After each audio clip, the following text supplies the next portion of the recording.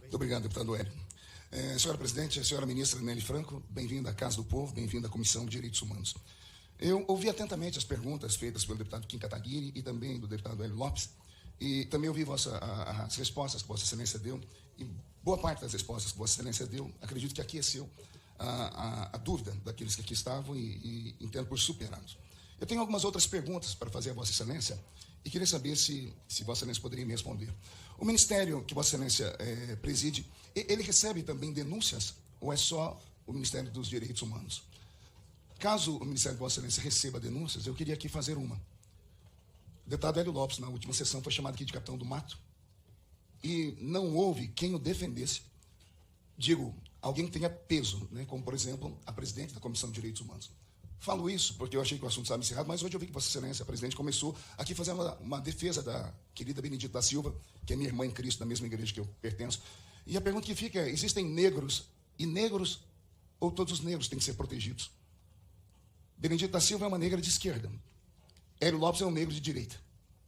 Hélio Lopes foi chamado de capitão do mato. Capitão do mato, se não me falha a memória, era quem perseguia os negros que fugiam dos seus senhores e iam para os quilombos. Por que Hélio Lopes não foi defendido com a mesma veemência que Vossa Excelência fez com Benedita da Silva, que o outro presidente da CFFC também fez? Né? Por que não se defende? Então, nós temos no país não apenas o problema de racismo, também tem o racismo inverso e tem o racismo pior, que é o racismo porque a pessoa não pensa ideologicamente como a outra. Isso é horrível de se ver. Eu também sou filho de uma pessoa muito pobre. Minha mãe pedia esmola na rua. Nós moramos em 12 pessoas dentro de 2 cômodos. Eu, pela cor da minha pele, eu não sei dizer se eu sou branco, se eu sou pardo, se eu sou... Não sei o que sou. Porque minha mãe, ela é índia. Meu pai é negro. E é um negro, ele maior do que você. Está aqui a foto do meu pai. Esse aqui é o meu pai. Agora, veja só. Num país onde nós estamos, eu sou teólogo, sou professor de teologia. Como é que nós podemos negar a história? Negar o passado? Quando um aluno nos questiona, podemos ou não responder a ele aquilo dentro do questionamento dele? Pergunto isso a Vossa Excelência, ministra, porque hoje até isso tem sido arrancado das escolas, você não pode mais contar história. Mas não é verdade também aquilo que se fala, que quem não conhece o passado está fadado a repeti-lo? Não seria interessante que tudo que ocorreu no passado, como hoje a extrema esquerda mundial tenta derrubar estátuas, queimar livros, apagar da história, não seria interessante que essas histórias continuassem sendo contadas e alguém pudesse falar o que aconteceu de fato? Eu digo isso porque, como professor de teologia, existe uma teoria, e Vossa Excelência é uma pessoa estudada, deve saber que há uma teoria sobre a questão da raça negra. E eu, como teólogo, tentando explicar para um aluno, e às vezes nós usamos isso na mídia social, eu simplesmente fui taxado de racista. Eu apanhei no meio da rua por causa disso, depedraram a minha casa por conta disso. A Rainha dos Baixinhos, até hoje isso me causa muita mágoa, porque até hoje está lá no Facebook dela, a Xuxa. Ela escreveu assim: como esse deputado pode existir dentro da Câmara? Porque ele disse que uma criança negra não tem alma. Eu nunca disse isso. Primeiro fake news da história. Ela teve 1 milhão de vezes a oportunidade de pedir desculpas, nunca pediu desculpas. Isso já chegou até ela. Pior, está lá no Facebook dela. Eu poderia ter processado, feito 1 milhão de coisas, mas não fiz. E agora nem a lei alcança. Mas olha que situação nós estamos vivendo aqui no nosso país. Né? Então, como funciona isso? Eu queria entender dentro do pensamento do Ministério de Vossa Excelência se os negros que são direitos também são protegidos ou não. Pela fala de Vossa Excelência, que veio através do requerimento do deputado Hélio Lopes, da fala de Vossa Excelência no seu Twitter, dizendo que as políticas de priorização de ajuda emergencial para grupos específicos, como ciganos, quilombolas e comunidade de terreiros. No Rio Grande do Sul, se não me falha a memória, morreram quase 180 pessoas. O Ministério foi atrás dessas 180 pessoas. O Ministério sabe quantas dessas eram ciganas? Quantas dessas eram pertencentes a essas comunidades? Porque no primeiro momento o Ministério de Vossa Excelência foi para cima dizendo que seria cuidado. Então, uma vez que aconteceu essas mortes, as famílias dessas pessoas, caso fossem, como a senhora especificou aqui, grupos que precisam de mais atenção, ciganos, quilombolas, comunidades de terreiros, eles foram atendidos? O Ministério sabe quantas famílias dessas que morreram tiveram esses entes queridos?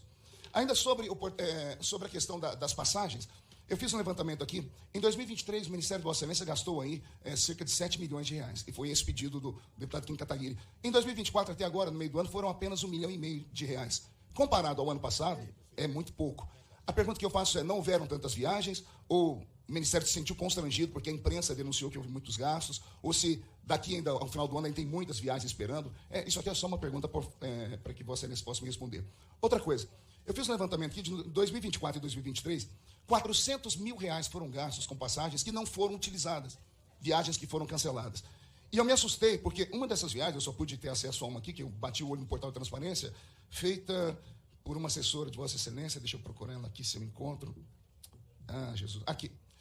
Lorena Dantas, do dia 30/6 a 3 de julho, não foi reembolsada, R$ 2.134. Então, eu imaginei, se a dela, R$ 2.134, não foi reembolsada, ou seja, nós perdemos esse dinheiro público, perdemos o dinheiro do contribuinte, esses outros R$ 400 mil também aconteceram a mesma coisa? O Ministério, eu sei que acontecem viagens de última hora, eu sei que a agenda ela está sujeita a isso, mas R$ 400 mil em cancelamento de viagem. E se aconteceu a mesma coisa que aconteceu aqui com essa assessora Lorena Dantas, que não foi reembolsado, nós perdemos R$ 400 mil daquilo que o contribuinte tem dado ao Ministério. Outra pergunta que me aquece aqui, eu sou do Estado de São Paulo. Eu sei que Vossa Excelência que já disse que a assessora especial Marcele, não sei, Decoté, acho que é isso, que se pronunciou de maneira cruel contra os torcedores do São Paulo, e minhas filhas são torcedoras de São Paulo. Ela chamou todos eles de descendentes de europeus safados. Me preocupa muito porque eu fui aqui procurar o currículo da moça, ela é uma moça negra, ocupava um cargo de muita expressividade dentro do vosso ministério. Será que existem mais pessoas que pensam exatamente como ela, que amparam a senhora, que lhe assessoram? Eu sei que isso aqui deve ter chegado até Vossa Excelência de uma maneira muito estranha, né? Uma pessoa que ocupa um cargo tão importante, negra, chamar pessoas brancas, descendentes de europeus safados, chamar a diretoria toda de São Paulo de fascistas ou coisas mais. Isso aqui não seria também um racismo ou um racismo inverso? E eu sei que Vossa Excelência vai dizer que já mandou a moça embora, mas como disse bem o deputado Kim Kataguiri, Vossa Excelência não fez um pedido de desculpas formal. Pedir desculpa não diminui ninguém e não ofende, né? Pelo contrário, faz as pessoas crescerem. Quantas vezes na minha vida eu já pedi desculpas, né? E eu acredito que eu, como paulista, e todas as pessoas do Estado de São Paulo, ainda ficam se questionando, como uma pessoa de um alto gabarito, dentro de um ministério que cuida das questões raciais, fala de maneira tão cruel contra pessoas do meu Estado. Por conta dessas perguntas, e eu gostaria muito de ouvir as respostas, Vossa Excelência pode ou não me informar depois, eu fico ainda pensando no que disse o deputado Hélio Lopes. Ontem eu fiz um discurso sobre isso na Câmara. Eu lido com pessoas todos os dias. Eu cheguei agora, meu amigo carioca, de uma viagem no exterior, falei em quase 24 países, né? E eu vi brasileiros, pessoas de outras nações, todas reunidas. Estive em Angola, pouco tempo atrás, e vi o racismo em Angola, negros contra negros. Participei de um debate sobre a escravidão, e pasmem, né, o povo judeu ficou 430 anos preso no Egito, e o Egito é o primeiro país da África. Os africanos escravizaram os judeus por quase meio milênio de anos.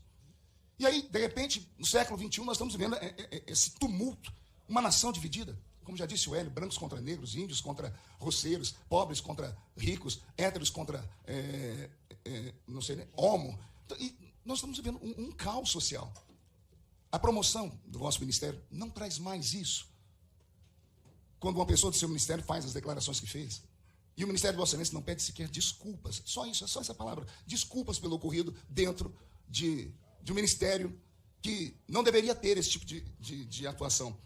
Eu não sei o que nós vamos fazer daqui para frente. A luta de classes, começada por Karl Marx, parece estar levando o mundo todo para uma possível guerra, uma guerra civil no futuro, onde as pessoas não vão se conformar. Mas está muito chato viver no nosso país. O politicamente correto roubou de nós a alegria. As famílias não conseguem mais ficar unidas. Até onde vai isso? Como podemos melhorar tudo isso? São essas minhas perguntas, ministra. Muito obrigado. Passo a palavra para a ministra, que tem até 15 minutos para você passar as respostas. Deputado Marco Feliciano, eu vou começar pelo deputado Jorge Sola, que ele está aqui, foi o primeiro.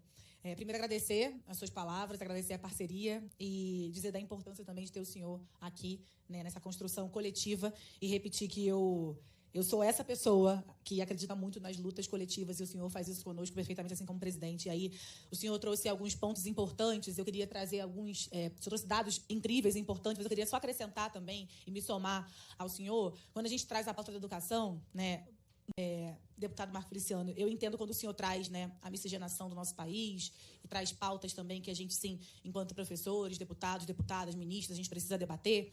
Mas acho que vale também a gente lembrar que a miscigenação do nosso país, ela, infelizmente, ela é fruto de um processo de estupros, né? Ela é fruto de um passado que muitos de nós, às vezes, querem não reconhecer, mas que deveríamos sempre lembrar. E o senhor faz uma fala boa, que eu, inclusive, uso essa fala, que é um país que esquece, né, os erros, está fadado a cometê-los novamente. Mas eu faço essa fala muito nesse sentido de dizer que a gente precisa cada vez mais contar a nossa história, contar e relembrar e rememorar de onde a gente veio. Há poucos dias atrás, deputado, a Grada Quilomba teve Roda Viva, e ela fala, né, eu não sou discriminada porque eu sou diferente. Eu me torno diferente através da discriminação. E Grata Quilomba tem um livro que é chamado Memórias de Plantação, que, inclusive, depois a gente pode trocar, se o senhor assim desejar, como estudioso que o senhor é também, mas é um livro que traz vários pontos importantes de botar as pessoas negras enquanto sujeito de suas ações. E, infelizmente, e eu entendo, né, a gente precisa sim contar essa história, a gente precisa sim falar na educação e trazer, por exemplo, a 10.639, que é uma lei que no nosso país, a Casa Sueli Carneiro, há poucos meses atrás, fez um estudo que demonstra que apenas 17% até o retorno do presidente Lula aplicavam essa lei 10.639, que traz ali a história do país, a história das pessoas negras que foram escravizadas, infelizmente, a história da herança africana que carregamos aqui, e que a escola precisa cada vez mais trazer não só fatos, dados, como temos falado também, mas também trazer que o quanto o racismo ele é perverso, né? E o quanto também racismo reverso não existe. Agora, o senhor imagine, né, que a gente está falando aqui de um racismo que é um mal que assola o país, que tira oportunidade de direito, que mata, que estupra, como, por exemplo, o deputado Jorge Sola trouxe aqui, 40% de crianças, a gente está falando de crianças de 8 a 14 anos, que infelizmente foram estupradas ou violentadas sexualmente nesse país, 40% eram de meninas negras. Então, imagine que, quando a gente fala de alguém que é soberano sobre algo, de alguém que não tem oportunidade, de alguém que é assassinado, isso não existe no reverso. Então, acho que de uma vez por todas é importante trazermos aqui, quando se fala de falas de cunho racista, racismo reverso, ele não existe. A gente tem dados que comprovam isso. Então, infelizmente, né, é importante que a gente cite cada vez mais e fale cada vez mais da importância desse ministério. E sim, deputado Hélio, eu repudio todo e qualquer tipo de violência que o senhor tenha aqui recebido nessa casa. Independente das nossas posições políticas divergentes, eu sou contra toda e qualquer violência, seja contra o senhor, contra a Benedita da Silva, contra qualquer pessoa, porque eu repito algo que eu disse no início. Infelizmente, tem pessoas que, né, até algumas, inclusive, do convívio de alguns dos senhores aqui, que quando Marielle foi assassinada com 5 tiros na cabeça, fizeram menções de piada, com fake news, com mentiras, né, e quebraram placas, inclusive, e faziam chacota de uma mulher que, assim, defendia. E, para mim, como irmã, eu sigo falando no presente, defende e representa algo muito grandioso. E eu acho que é importante dizer, né, que o legado de Marielle não acabou e não vai acabar. Para dizer também da importância de que a gente possa sempre pautar e debater que nenhum tipo de violência é aceitável, independente da sua posição política. O senhor sabe qual foi a minha maior frase dita em 2018, quando assassinaram a minha irmã? Que a minha vontade era conseguir dialogar com quem pensava diferente de mim. E é por isso que eu aceitei estar nesses espaços. É por isso que a gente está aqui, com muitos valores, mas também repreendendo toda e qualquer violência, seja contra os seus sobrinhos, seja contra a minha irmã, ou seja aqui, quando vão e violentam o senhor, mesmo que verbalmente, ou Benedita, como foi feito. Então, eu acho que quero deixar isso aqui, né, bem dito e trazer também a importância disso. Deputado, quando o senhor fala da questão da passagem, toda e qualquer passagem que ela não é utilizada, ela é reembolsada. Eu acho que é importante a gente trazer isso aqui, né? A gente não tem essa perda que o senhor fala, e assim também não vai ter, mas dizer que tanto o caso da assessora, quanto o caso, né, que o senhor traz aí dos próprios gaúchos do Rio Grande do Sul, sim, a gente não só sabe, né, e não só fomos atrás de cada pessoa que sofreu violência, fosse cigano, quilombola, povos de terreiros ou não, mas a gente estava lá em campo. É bom que o secretário Ronaldo está aqui também, e a diretora Paula também está aqui, a gente pode também depois falar e esclarecer qualquer outra dúvida, mas nenhuma ação do Ministério da Igualdade Racial foi feita sem antes que a gente tivesse mapeamento. E aí, quando o senhor fala também, me pergunta que, ano passado nós gastamos, né, que eu vou refazer a minha frase, não é gasto, que foi um investimento para acompanhar e monitorar as políticas em passagens diárias, que foi o que nós programamos no início do ano. E esse ano a gente está ali, né, com 1 milhão e alguma coisa que o senhor traz. É porque, acho que não tem nenhuma explicação maior do que ser dada além de... rodamos o Brasil, estivemos em todos os estados, conversamos, ouvimos, criamos planos, políticas, pensamos diretrizes, visões, missão do Ministério, e agora a gente está colhendo esses frutos, né? Por isso, dizer da importância de... Eu usei aqui, né, a missão de Portugal, e eu sei que o senhor sabe, ninguém aqui que é eleito, né, com voto popular faz política, ou pensa política pública de qualquer maneira. Ninguém é irresponsável. Acho que quando a gente entra em cargos públicos, a gente sabe, debate, tem muita responsabilidade sobre isso. Então, pensar política requer sentar, requer dialogar, requer ouvir, requer trabalhar junto. Não é à toa que, a partir de uma missão nossa internacional, institucional, na Espanha, houve a primeira punição do caso do Vini Júnior, com a ministra da Igualdade da Espanha, que tinha, sim, uma diretoria contra o racismo lá. Então, eu acho que é importante dizer, muitos dos senhores também trouxeram aqui as missões institucionais e internacionais, como, por exemplo, para Nova York. Eu acho que é importante trazer essa missão. Nessa missão, deputado, eu tive muita honra de estar lá.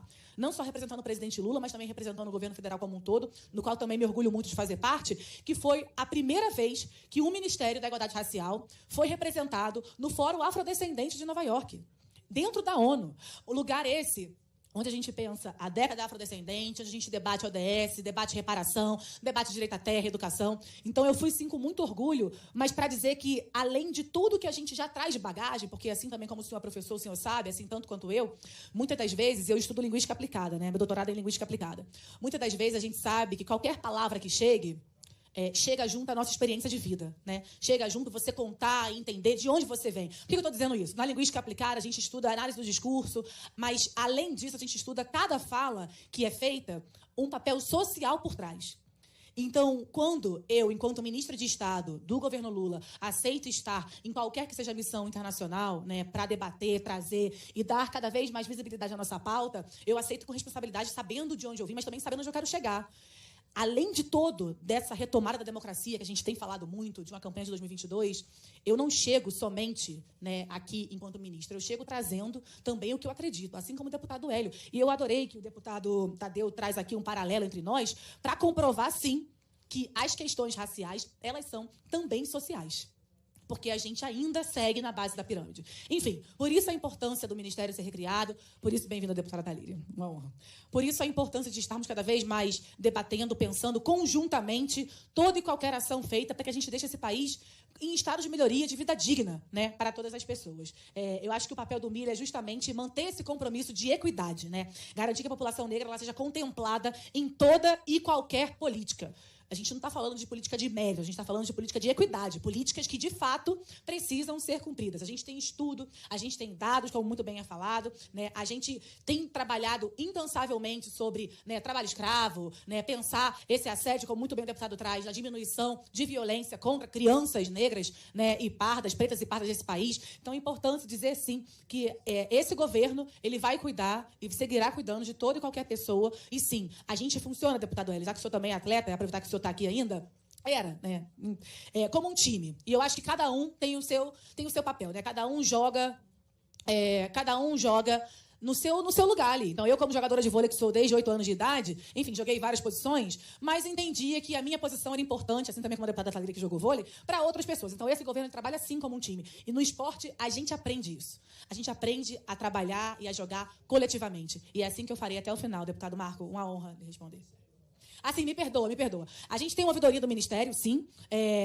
A gente recebe, então vou acatar aqui, né, a sua fala, mas também fazer coro e repetir o que falei no início da minha fala, que é repudiar toda e qualquer violência contra o deputado Hélio. Obrigada, ministra. Então, seguindo